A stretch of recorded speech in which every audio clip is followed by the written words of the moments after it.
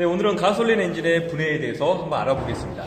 우선 오늘 저희가 준비한 차량은 아반떼 엔진이고요. 먼저 엔진의 구체적인 부분만부터 좀 살펴보자면 이쪽 부분은 먼저 실린더 헤드랍니다. 보이시죠? 실린더 헤드. 그리고 실린더 헤드에 있는 축의 명칭을 캠축이라고 했죠. 그래서 이 캠축은 로우캄 카바를 열면 내부에 보이는데 흡기와 배기 밸브를 담당하는, 그렇죠. 흡기 밸브를 열어주거나 배기 밸브를 열어주는 그 축이 바로 캠축이고요. 그리고 실린더 헤드의 밑부분, 여 부분까지가 실린더 블록입니다. 이 실린더 블록에서는 뭐 피스톤부터 시작해서 각종 주요 부품이 이 안에 다 들어와 있는 거죠. 그리고 실린더 블록에서 또 바닥 부분까지를 우리 크랭크 케이스라는데 거의 오일팬 부분이라 말을 하는 거예요. 그래서 오일팬 부분에는 뭐가 들어가 있을까요? 오일이 들어가 있죠, 오일.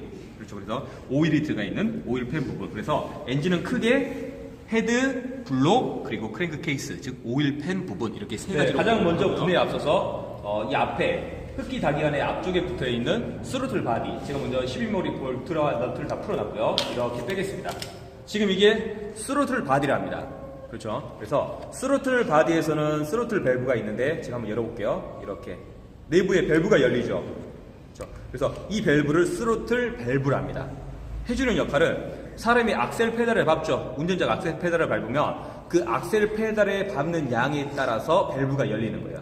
지금 이거는 놓았을 때, 페달을 밟지 않았을 때고요. 이거는 페달을 끝까지 밟았을 때죠. 거의 급가속 상태예요, 이거는 이제. 그래서 이게 바로 스로틀 밸브이다.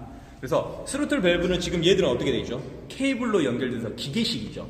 근데 요즘은 이 기계식이 아닌 전자식이 들어갑니다. 전자식을 바로 ETS라 하죠. ETS.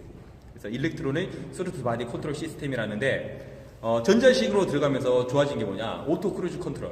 그래서 자동차가 악셀 페달을 밟지 않아도 주행이 가능한 거, 그런 게 다 모터로 전자식으로 사용하기 때문에 되는 거예요. 그럼 얘들은 어딜까요? 기계식이니까. 다음 여기 있는 부품이 바로 흡기 다기관이죠. 흡기 다기관. 흡기 다기관에는 12mm 볼트와 너트가 상당히 많이 체결되어 있는데 이쪽으로 이제 분해를 또 진행해 나가보겠습니다.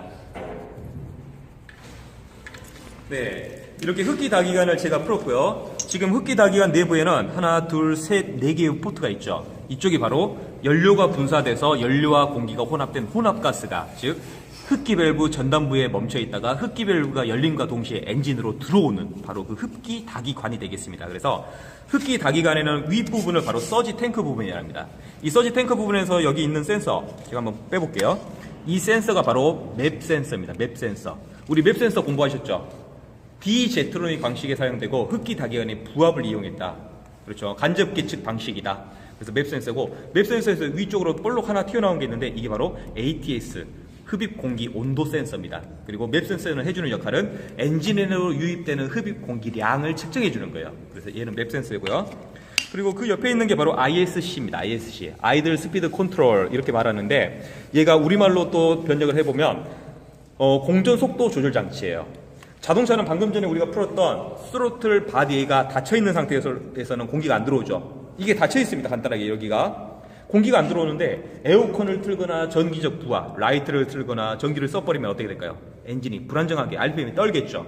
그때 ISC란 장치가 공기가 들어오지 못하는데도 불구하고 여기서 공기를 바이패스 시켜서 공기를 적정량을 엔진에 유입시켜주는 그 장치가 바로 ISC입니다. 기능사 실기시험에서도 이거 저항 측정하는 거 있습니다. 전기에서. 그리고 여기 있는 밑에 이 파이프 하나, 은색으로 파이프 하나 보이시죠? 은색으로 이 파이프 하나가 바로 딜리버리 파이프랍니다.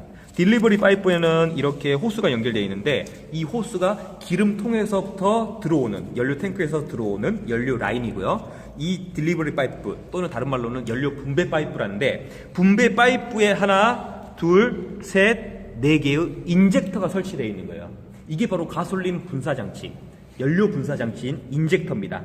커넥터를 제가 억지로 안 뺐고요. 그러면 인젝터의 끝 선단부는 보이세요? 여기 하나, 둘, 셋, 네 개 보이시죠? 그래서 얘들을 바로 MPI라 하죠. MPI는 멀티 포인트 인젝션이에요. 각 실린더에 흡기 포트 하나씩 하나, 둘, 셋, 네 개의 인젝터를 설치한 거죠.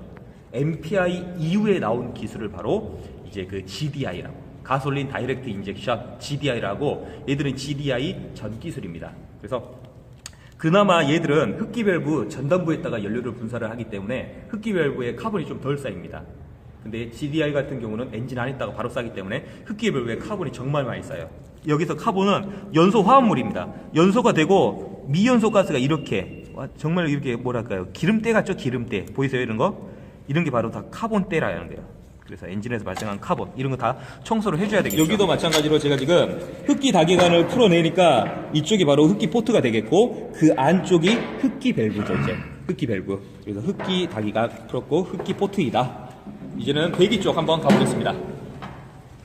네, 지금 여기 보이는 부품이 바로 배기 다기관이고요. 상당히 무거운 주철로 만들어져 있죠. 그래서 주철로 만들 수밖에 없는 이유가 배기가스는 상당히 고온으로 올라가죠. 대략적으로 연소실 내부에서는 1500에서 2000도씨 이상의 온도까지 올라가기 때문에 배기 다기관은 이렇게 생겼어요. 4개의 배기 포트에서 하나로 만들어줘서 바로 이제 머플러로 보내주는 그런 장치가 바로 배기 다기관입니다.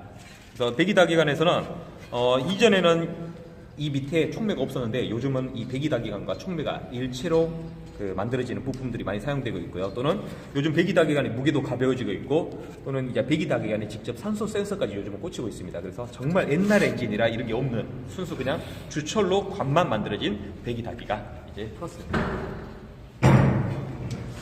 네, 배기 다기관에는 이렇게 가스켓도 있습니다. 그래서 이 가스켓이 손상이 되면은 배기가스가 새기 때문에 소리가 시끄러져요. 소리가. 그래서 이 가스켓 유무, 정상 유무 판단하시고 교환을 꼭 하셔야 돼요. 다음으로는 이제 실린더 헤드 쪽, 이 위쪽이죠. 보세요, 이제 구별이 됩니다. 여기서부터 시작해서 여기까지가 실린더 헤드죠. 근데 실린더 헤드에는 보시는 바와 같이 이렇게 뚜껑이 하나 있죠. 이걸 바로 로코암 카바랍니다. 로코암 카바. 그래서 로코암 카바는 10mm로 다 체결이 되어 있기 때문에 이것도 구매를 또 시작하겠습니다. 네, 지금 로코암 카바에 붙어있는 10mm 볼트를 제가 다 풀었고요. 로코암 카바를 풀기 앞서서 지금 이렇게 한번 볼게요. 이쪽에 보시면은 이게 바로 오일 주입부 케이블하죠. 그렇죠. 우리 엔진오일 갈 때 엔진오일 넣는 부분이에요. 이걸 먼저 한번 딱 끌어보면은 보세요. 어떻게 되어 있습니까? 상당히 검은색으로 슬러지가 많이 껴있죠. 간단하게 엔진대가 이렇게 찼다는 거예요.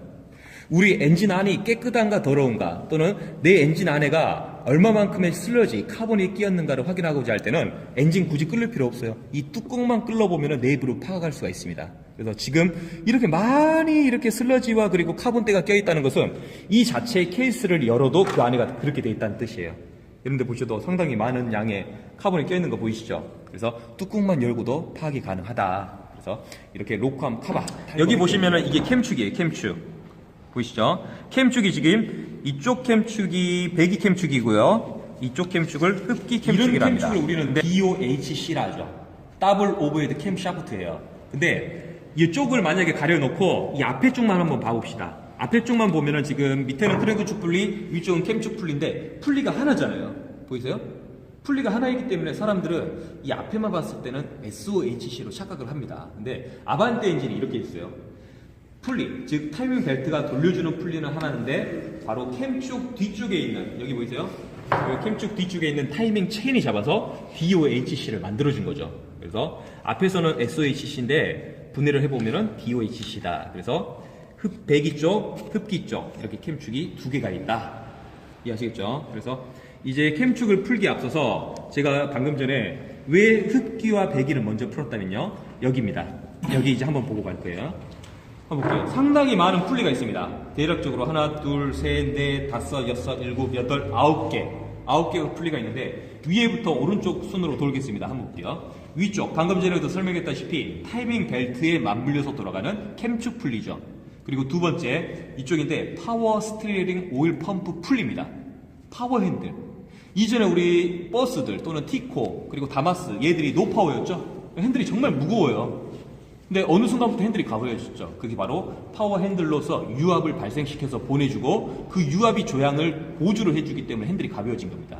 물론 요즘에서는 EPS라 해서 전자제어 모터가 핸들을 돌려버리는, 현대에서는 이걸 MDPS라 말을 하고 있죠. 그래서 모터가 핸들을 돌리기 때문에 이런 파워 펌프나 또는 이거를 구동시켜주는 유압 장치들 밑에 오목이었죠. 그렇죠. 그런 게 다 빠졌는데 예전까지는 유압 장치의 핸들이 정말 많이 사용됐었습니다. 유압 장치죠. 그래서 이게 바로 파워 핸들이다. 그리고 이 밑으로 오니까 이 자체를 물펌프랍니다. 물펌프. 그리고 여기는 발전기죠. 전기를 발생시켜주는 발전기, 교류 발전기죠.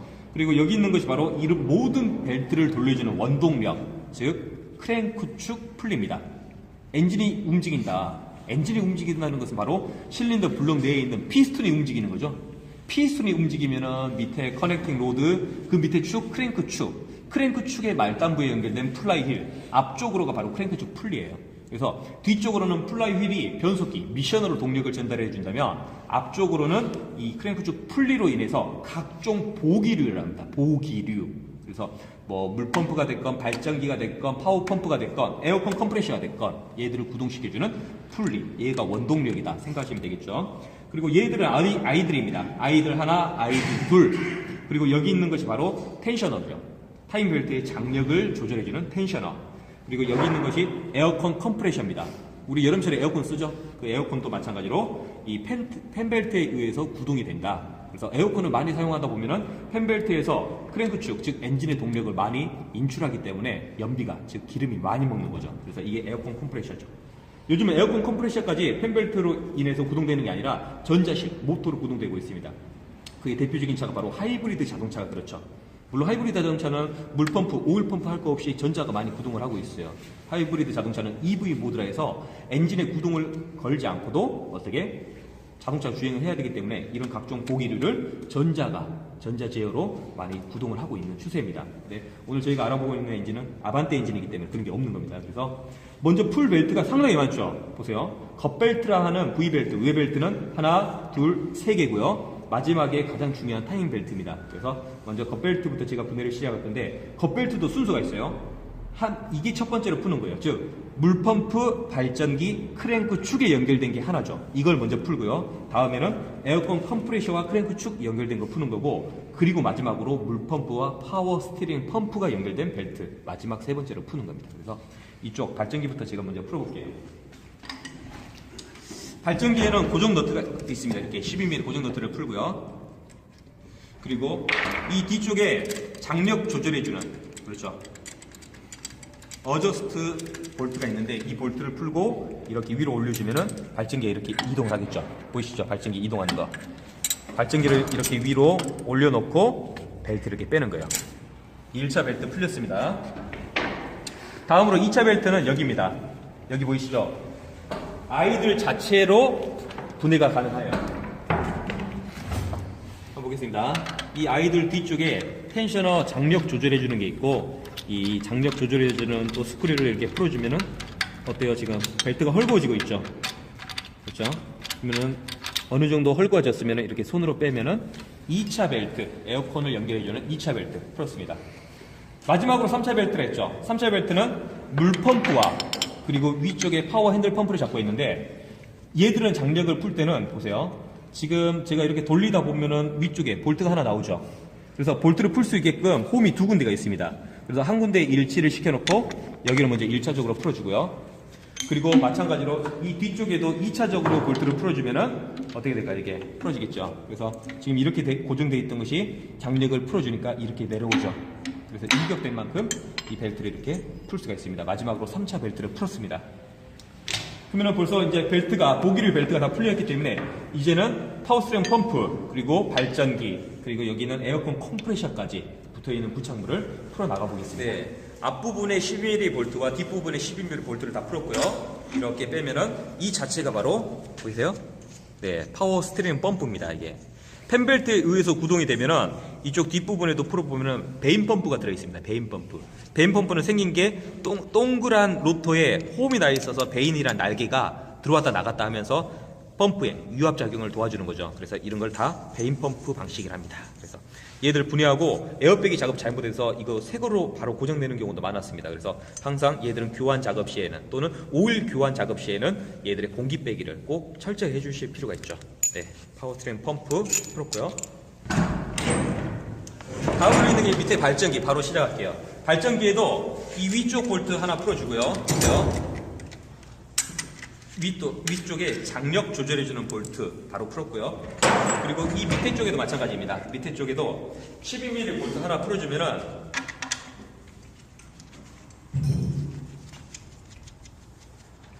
네, 이 자체에 관통 볼트가 이렇게 쭉 빠집니다. 잘 보세요. 쭉 빠졌어요. 관통 볼트가.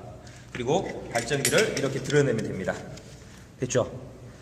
발전기 구조를 한번 보자면 이쪽을 발전기 풀리, 그리고 지금 안에서 돌고 있는 부품의 명칭을 로터, 가운데 보이는 이 철심, 즉 코일의 이름을 스테이터 코일, 그리고 이 뒷부분은 발전기 실리콘 다이오드나 각종 조정기, 이쪽이 발전기 B단자, F단자 있는데, 발전기는 요즘 다들 교류 발전기라고 알고 계시죠? 네, 그래서 발전기는 다 교류 발전기예요. 근데 자동차에 사용되는 전기는 뭐죠? 직류죠. 그러니까 교류 발전기에서 발생된 교류를 직류로 바꿔줄 장치가 필요한 거죠. 그게 바로 이 뒤쪽에 있는 실리콘 다이오드입니다. 네, 이렇게 제가 에어컨 컴프레셔의 볼트를 다 풀었고요. 지금 이게 바로 에어컨 컴프레셔입니다. 에어컨 컴프레셔. 지금은 풀리가 자연스럽게 돌고 있죠. 그런데 이쪽에 커넥터에 1핀 커넥터가 있는데 이쪽으로 전기가 공급되면 이 자체가 마그넷 클러치입니다. 지금은 풀리가 도는 게 아니라 헛돈다 하는 거예요. 근데 에어컨 컴프레셔는 이 가운데 이게 돌아야지 일을 하는 거예요. 보시죠. 그래서 마그넷 클러치가 붙으면 이 자체만 도는 게 아니라 얘와 얘가 통으로 같이 돌아가는 거예요. 그래서 우리 에어컨 킬 때마다 딱 소리가 엔진에서 나는 게 있죠. 그게 뭐라면 마그넷 클러치 붙는 소리입니다. 얘도 마찬가지로 지금 여기다가 12V 전기 공급하면은 이 자체가 딸깍 하면서 붙는 소리가 날 거예요. 그랬을 때는 얘만, 풀리만 헛도는 게 아니라 가운데 축까지 같이 돌아간다. 이렇게 이해하시면 되겠죠. 이게 바로 에어컨 컴프레셔입니다. 그래서 압축기죠. 네, 이렇게 하면 이제 물펌프 풀리 한번 풀어보겠습니다. 10mm 볼트 4개 잠겨져 있고요. 물펌프를 풀면 풀리가 이렇게 2개가 나오는 거예요. 이해하시겠죠? 풀리 2개. 이 자체가 물펌프죠, 이제. 근데 물펌프는 지금 풀 수가 있습니까? 그렇죠. 이 타이밍 벨트가 걸려 있어서 못 풀겠죠. 그래서 다음으로는 이 밑부분에 있는 크랭크 축 풀리입니다. 잘 보세요. 크랭크 축 풀리를 푸니까 1차 풀리와 2차 풀리가 걸리게끔 돼 있죠. 그리고 이렇게 홈도 놔져 있고, 그리고 얘도 있습니다. 여기서가 바로 진동 댐퍼랍니다. 풀리 자체에서도 크랭크 축에서 발생하는 진동을 각종 보기류로 전달하지 않기 위해서 가운데에다가 고무를 이렇게 충진을 해놓고 고무랑 그리고 풀리 사이에 어떻게 진동 같은 걸 흡수하게끔 진동 댐퍼를 이 안에 다 넣어놓은 상태죠. 그래서 요즘 차량에서 이 진동 댐퍼가 좀 더 보강이 됐는데 이쪽 고무의 재질이 좀 약해서 좀 문제가 좀 많이 있었죠. 그렇죠. 스포티지나 이런 거 진동 댐퍼 이쪽 고무가 많이 손상되는 경우가 있었습니다. 그래서 진동 댐퍼가 들어간 얘들을 바로 크랭크 축 풀리 이렇게 말을 하겠죠. 다음으로 보이는 이 벨트 하나 보이시죠? 이 벨트를 타이밍 벨트랍니다. 그래서 타이밍 벨트는 밑에 쪽으로는 크랭크 축, 그리고 위쪽으로는 캠 축. 크랭크 축의 움직임에 대해서 위에 캠축, 즉 흡기 밸브와 배기 밸브를 열어주는 그런 장치가 되겠습니다. 그래서 먼저 타이밍 벨트에는 여기 보이는 바와 같이 텐셔너라는 게 있습니다. 그래서 타이밍 벨트를 짱짱하게 이렇게 밀어주는, 장력을 유지해주는 장치가 바로 텐셔너죠. 그래서 텐셔너에는 12mm 볼트가 2개가 이렇게 체결되어 있는데 이거 이제 풀어보겠습니다. 네, 제가 2개의 볼트를 풀었고요. 이렇게 빼면은 이게 장력 스프링이고요. 이쪽으로는 고정 볼트입니다. 그래서 2개를 빼니까 이렇게 텐셔너가 나왔죠. 그래서 텐셔너 내부에는 이렇게 베어링이 있어서 회전을 하는데 지금 베어링 소리가 약간씩 들리죠. 이 베어링이 나가면은 얘들 다 교환 대상이니까 타이밍 벨트를 교환할 때 물펌프나 또는 아이들 텐셔너는 동시에 같이 교환해주는 그런 작업을 많이 하고 있죠. 그래서 이렇게 텐셔너를 풀었습니다. 그리고 이렇게 한번 빼볼게요. 이렇게 빼면은 이 자체가 타이밍 벨트예요.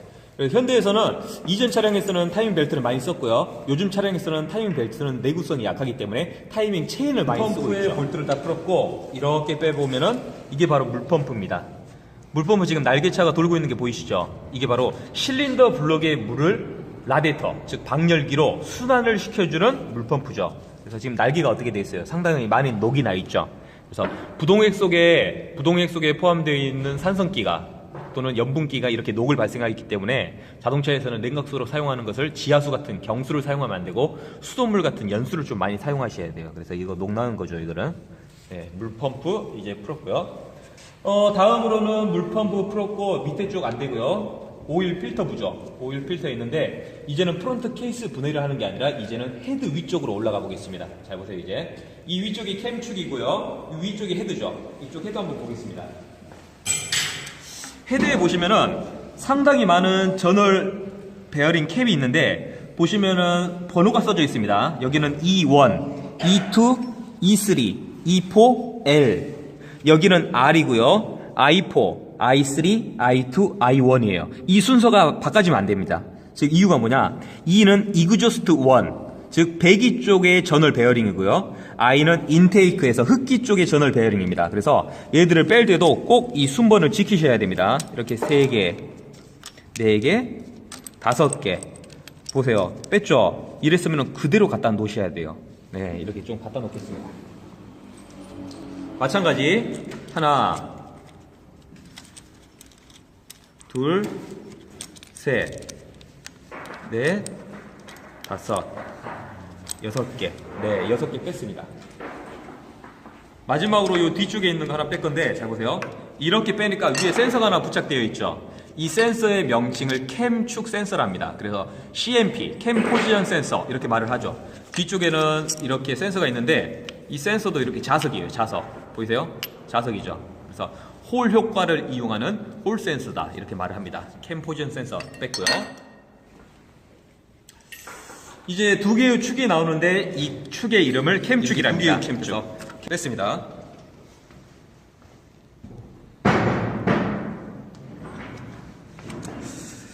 다음으로 보이는 것, 동그란 부품이 상당히 많은데 이걸 바로 유압 태핏이랍니다. 보이시죠? 유압 태핏. 그래서 이 밑에 있는 게 밸브고요. 이 밑에 안쪽에 있는 게 밸브고 이 밸브를 눌러주게끔, 즉 밸브 간극을 제어를 해주는 게 태핏인데 지금 태핏이 어때요? 손으로 지금 눌리죠? 왜냐면 유압 태핏은 유압 태핏 내부로 오일이 공급이 되면서 항상 밸브 간극을 0으로 맞춰주는 그런 작업을 해주는데 얘들은 지금 오일 펌프에서 오일이 공급이 안 되기 때문에 이렇게 손으로 눌리는 겁니다. 그래서 얘들도 유압 태핏 점검을 해서 만약에 간극이 있으면 교환 처리를 해야 되는 거예요. 그래서 이전에는 이렇게 유압 태핏을 사용했는데 요즘은 다시 유압 태핏이 아닌 기계식 태핏을 사용하고 있죠. 그래서 얘들은 바로 유압 태핏, 그리고 안에 들어간 부품을 HLA 이렇게 말을 합니다. 아시겠죠? HLA. 얘들은 굳이 지금 빼지 않을 거고요. 그 다음 이제 헤드를 풀어야 됩니다. 헤드는 육각 볼트를 제가 좀 풀어놨는데 잘 보세요. 헤드 볼트가 총 2, 4, 6, 8, 10개가 부착이 되어 있는데 실린더 헤드를 잠글 때는 중앙부터 대각선으로 잠근다. 반대로 풀 때는 어떻게 하죠? 그렇죠. 바깥쪽으로부터 대각선 방향으로 안쪽으로 향해서 푼다. 제가 한번 풀어보겠습니다. 여기가 1번입니다. 여기가 1번 다 풀고요. 다음이 2번입니다. 2번. 그 다음이 3번, 그 다음이 또 4번, 그 다음이 5번, 그 다음이 6번, 7번, 8번, 9번 이렇게 나가는데 먼저 여기서부터 1번 제가 이제 풀어 나가 보겠습니다. 네, 총 10개의 볼트를 풀었고요. 다시 한번 설명하는데 볼트를 풀 때는 외곽부터 내각으로 대각선 방향을 통해서 풀어주고요. 잠글 때도 내각부터 이제 외곽으로 뻗쳐나가는 거죠. 그래서 잠글 때와 풀 때는 반대 방향으로 푸는 거예요. 이해하시겠죠? 그래서 헤드 이렇게 드러내겠습니다. 네, 헤드를 드러내니까 여기 보이는 부품, 이게 바로 헤드 가스켓입니다. 지금 얘 같은 경우도 성면은 안 입혀져 있고 스틸 베스트 가스켓이 사용되는데 이 헤드 가스켓에는 정말 많은 구멍이 나져 있죠. 그래서 볼트 구멍 10개 있고요. 또 다른 구멍으로는 물 구멍 또는 오일 구멍이에요. 헤드 가스켓이 파손되면 오일과 물이 섞일 수도 있고 심지어 압축 가스가 냉각계통으로 나올 수도 있고 또는 밑에 크랭크 케이스로 들어갈 수 있기 때문에 정말 많은 문제가 초래되겠죠. 그래서 헤드 가스켓은 꼭 예방 정비를 해줘야 될 부품 중에 하나죠. 그래서 헤드 가스켓까지. 네, 다음 여기 보이는 부품이 바로 피스톤입니다. 피스톤. 그래서 피스톤의 헤드부가 보이는 데죠. 그래서 피스톤의 헤드부 또는 실린더 헤드의 면은 바로 연소실을 형성하고 있기 때문에 이렇게 보시는 바와 같이 카본이 정말 많이 쌓여 있죠. 그리고 여기 말하는 것이 바로 오일 구멍 또는 물구멍 이런 데가 다 되겠습니다. 됐어요. 이제 피스톤은 위로 빠져야 되는데 밑에 부분을 풀어줘야 되기 때문에 이제 엔진을 돌려보겠습니다.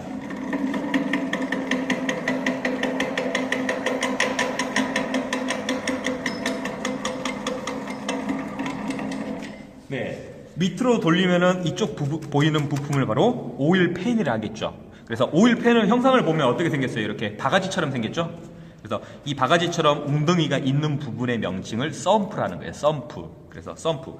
이쪽 부분에 보면은 지금 10mm 볼트가 정말 많이 박혀져 있는데 이 부품은 다 풀어보겠습니다. 네, 오일팬에 부착되어 있는 볼트를 다 풀었고요. 이렇게 오일팬을 드러내면은 네, 이렇게 나오죠. 그래서 이렇게 굴곡진 부분의 명칭을 썸프라고요. 내부에는 칸막이가 하나 있습니다. 이 칸막이의 명칭을 배풀이랍니다. 그래서 오일이 한 곳에서 차 있어서 일정한 오일의 유량을 결정해주는, 즉 오일 필터가 빨아 올릴 때 일정량의 오일이 나갈 수 있도록 유도해주는 그 구덩이가 되겠죠. 그래서 오일팬 사용을 했습니다. 지금 보이는 부품을 스트레이너를 합니다. 스트레이너. 그래서 오일 스트레이너를 하는데 오일을 빨아 올려주는 빨대의 역할도 하지만 굵은 불순물을 제거를 해주는, 여과를 해주는 오일 스트레이너입니다. 마찬가지로 12mm 풀어내겠습니다. 네, 오일 스트레이너를 지금 풀었고 내부에 보면은 거름망, 그렇죠, 망으로 된 게 하나 보이시죠? 이게 바로 오일 스트레이너에서 굵은 불순물을 여과할 수 있는 필터 장치예요. 그래서 오일 스트레이너 풀었고요. 다음 여기 한번 보고 가겠습니다. 지금 이쪽 부분의 명칭을 릴리프 밸브랍니다. 릴리프 밸브예요. 그래서 릴리프 밸브가 해주는 역할은 오일 펌프에서 발생하는 압력이 규정 압력보다 높아졌을 때 오일을 바이패스 시켜서 다시 오일팬으로 리턴 시켜주는 역할입니다. 이게 바로 릴리프 밸브예요. 그리고 오일 펌프는 어디 있냐? 오일 펌프는 바로 이 속에 있습니다. 그래서 오일 펌프는 방금 전에 스트레이너를 풀었던데 이쪽 안 부분에 있고요. 정식 명칭은 프런트 케이스 내부에 오일 펌프가 있다. 이렇게 보시면 되겠죠. 그래서 프런트 케이스 마찬가지로 풀어보겠습니다. 네, 이렇게 크랭크 축 스프로켓 풀었고요. 지금 보시면은 여기서부터 시작해서 이렇게 연결된 부품의 명칭이 바로 프런트 케이스입니다. 그래서 프런트 케이스 내부에는 오일 펌프와 그리고 오일 필터가 이렇게 설치가 되어 있죠. 그래서 보이는 12mm 볼트 한번 다 풀어보겠습니다. 네, 프런트 케이스에 부착되어 있는 볼트를 다 풀었고요. 이렇게 빼보면은 여기 나오죠. 보이세요? 그래서 지금 안에는 나사부가 있는데 이 나사를 풀면은 내접 기어로 오일 펌프가 나옵니다. 그래서 마찬가지로 얘들도 지금 이 나사를 풀면은 내접 기어에 오일 펌프가 나오는데 이것까지는 굳이 오늘 풀지 않겠습니다. 그래서 이 안에 보이는 거 지금 여기 뭐 한 움직이죠? 이 자체를 바로 오일 펌프랍니다. 오일 펌프. 크랭크 축에는 첫 번째 하나, 둘, 셋, 넷, 5개. 5개의 메인 저널 캡이 있고요. 그리고 여기 보이는 거 하나, 둘, 셋, 4개가 있는데 이거는 피스톤 저널이랍니다. 그래서 피스톤부터 먼저 풀어내겠습니다. 네, 지금 피스톤 저널에 있는 12mm 볼트를 다 풀었는데 잘 보세요. 제가 손으로 지금 어때요? 뺄라 해도 잘 안 빠지죠. 그래서 이거 빼는 방법을 좀 설명하자면 잘 보세요. 고무망치 가지고 이 볼트 부분을 한번 딱 때려줍니다. 그러면 어때요? 캡이 이렇게 쉽게 들어 올라오죠. 그래서 캡에는 이렇게 보시는 바와 같이 저널 베어링이 들어가 있습니다. 그래서 흰색으로 들어가 있기 때문에 이런 걸 화이트 메탈, 베빗 메탈이라 말을 하겠죠. 그래서 베어링까지 이탈되지 않도록 잘 분해를 하겠습니다. 지금 뺐고요. 하나. 얘도 마찬가지. 위에 볼트 부분을 한번 딱 때려주면은 이렇게 빠지는 거예요. 쉽죠? 됐습니다. 4개의 저널을 이제 다 뺐고요. 그리고 이제 고무망치를 이용해서 잘 보세요. 이제 어떻게 빼는가? 고무망치를 이용해서 이렇게 밀어 넣습니다.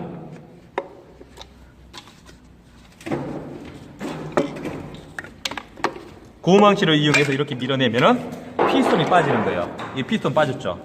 그래서 위쪽 부분을 피스톤, 밑에 쪽 부분을 커넥팅 로드, 그리고 피스톤. 네, 이렇게 피스톤을 보시면은 피스톤에는 3개의 링 홈이 있습니다. 그 중에 1번, 2번을 압축링, 마지막 3번을 오일링이라 합니다. 그래서 2개의 압축링과 1개의 오일링이 있는 게 바로 피스톤이죠. 그래서 피스톤의 형상에 따라서 3개 또는 5개까지 링 수가 늘어나기도 합니다. 그래서 피스톤까지 이렇게 빼보겠습니다.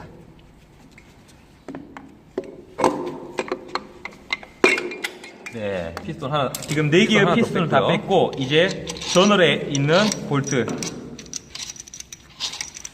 네, 다 풀었습니다. 마찬가지로 저널을 빼야 되는데 잘 보세요. 저널을 빼는데 어때요? 또 이것도 처음에 박혀있기 때문에 잘 빠지지 않죠. 그래서 하나의 볼트를 준비를 하고요. 잘 보세요. 하나의 볼트를 걸어놓고 때리면 이렇게 빠지는 거예요. 이해하시겠죠? 그래서 이렇게 저널에서도 마찬가지로 내부에는 베어링이 존재하죠. 좋습니다. 저널도 빼보겠습니다. 이렇게 망치로 3번 제가 3번을 뺐고요. 이거는 좀 이따 비교를 한번 해볼게요. 3번 뺐고요. 다시 2번과 3번의 다른 점 한번 찾아보세요. 그렇죠. 링의 생김새가 다르게 생겼죠. 잘 보세요.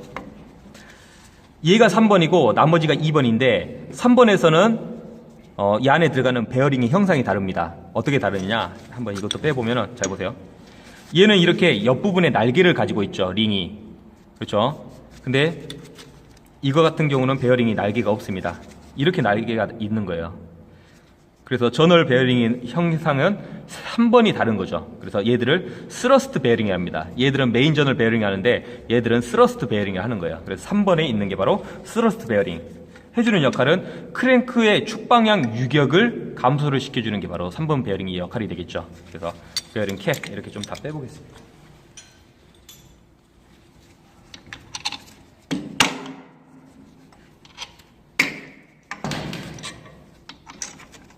네, 앞부분에 프렌트 케이스를 뺐고요. 이제 뒷부분에도 이렇게 빼보면은 브라켓이 하나 부착되어 있고, 이쪽에는 오일실, 즉 리드나라 말하는 오일실이 있습니다. 이게 손상되면은 오일이 새겠죠. 그래서 이 뒷부분까지 풀어주면은 마지막으로 이제 나오는 것이 이렇게 크랭크 축이죠. 이제 크랭크 축. 그리고 크랭크 축에서도 여기 한번 볼게요. 여기 보시면은 무수히 많은 톤휠이 있는데, 이 톤휠의 개수가 57개고요. 이 톤휠과 그리고 여기에 센서 하나 보이시죠? 여기에 이 안쪽에 센서가 하나 있는데, 이 센서를 CKP랍니다. 그래서 크랭크 포지션 센서예요. 크랭크 축의 위치와 그리고 회전수를 감지하는 센서 CKP죠. 방금 전에 헤드에서 풀었던 것은 CMP, 캠 축의 회전수, 그리고 방금 전에 여기서 보는 것은 CKP, 크랭크 축의 회전수와 그리고 위치를 감지하는 그 톤 휠이 되겠습니다. 여기에. 그래서 아반떼 엔진에는 이런 게 있는 거죠. 아반떼 엔진에만 이런 게 있습니다. 그래서 이렇게 크랭크 축까지 뺐죠. 지금 크랭크 축 형상을 보더라도 이쪽부터 시작해서 1번, 그리고 2번, 3번, 4번 피스톤이 연결되는 부분인데, 1번과 2번의 크랭크 축의 위상각이 180도죠. 이유는 720 나누기 기통수로 하니까 1번 실린더가 폭발한 다음에 3번이나 2번 실린더가 폭발할 때는 총 크랭크 축의 회전 각도는 180도가 돌고 폭발하기 때문에 이렇게 생긴 거죠. 6기통은 이게 형상이 120도 간격으로 좀 더 작습니다. 그래서 크랭크 축의 형상 보고도 이게 4기통 차량이다, 6기통 차량이다 파악하실 수 있어야 돼요. 그래서 크랭크 축을 분해를 하면은 이걸로 엔진 분해를 마무리하겠습니다. 한번 돌려보면은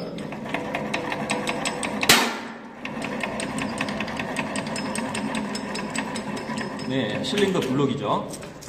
실린더 블록에서 여기를 좀 설명 안 한 것 같은데, 이쪽에 보시면은 하나, 둘, 셋, 네 개의 마개 같은 게 부착이 되어 있죠. 이거를 코어랍니다. 코어. 즉, 실린더 블록에 냉각수가 흐르는 물 제기부, 물 통로가 있는데, 만약에 물 속에 부동액이 없으면은 겨울철에 얼어버리겠죠.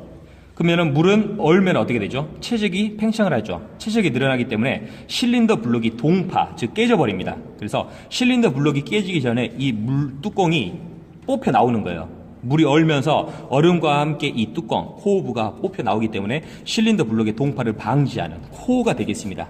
그리고 지금 두 가지의 센서가 있는데, 이쪽에 있는 센서를 CKP, 방금 전에 봤던 CKP고요. 여기 있는 것은 오일 압력 센서입니다. 여기 있는 것은 오일 압력 센서죠. 그래서 오일 압력 센서까지 풀었고요. 네.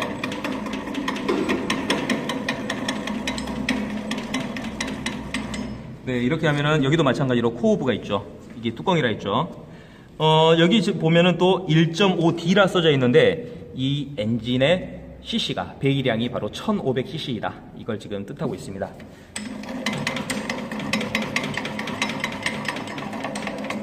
네, 그러면은 이제 모든 부품의 분해가 끝났고, 이제 분해의 역순으로 조립을 시작하면 되겠습니다. 네, 수고하셨습니다.